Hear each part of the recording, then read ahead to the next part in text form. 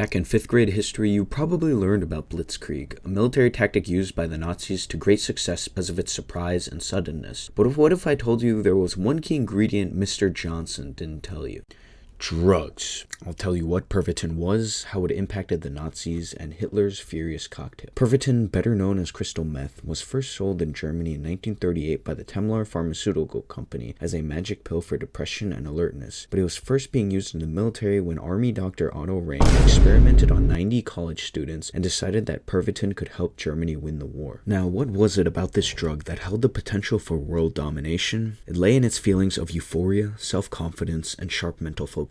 But most of all, it could banish sleep for up to 48 hours or more, which leads us to its impacts. Even beyond the army, Pervitin use was commonplace, like coffee. Depression, first date jitters, drowning in credit card debt because you wanted a Hellcat? Well, Pervitin was your answer. Pervitin was first majorly used during the invasion of Poland in September 1939. In April of 1940, the Stimulant Decree was issued and sent more than 35 million tablets of Pervitin and Isofan, a slightly modified version, to fuel the Nazis' blitzkrieg through the Ardennes Forest to France. One military officer noted that in big pushes where the last drop has to be squeezed from the team, a unit supplied with Pervitin is superior. In less than 100 hours, the Nazis conquered more than they had in 4 years during World War I. The big man himself, though, didn't use Pervitin. He used basically every other drug out there. His personal physician, Dr. Theodor Morell, wrote in his personal notes that he gave Hitler over 800 injections over the years, the most prominent being Eukodal, a German synthetic opiate oxycodone. No one knows exactly what Morell gave Hitler, as both men kept the situation under wraps. But this drug use came at hefty costs.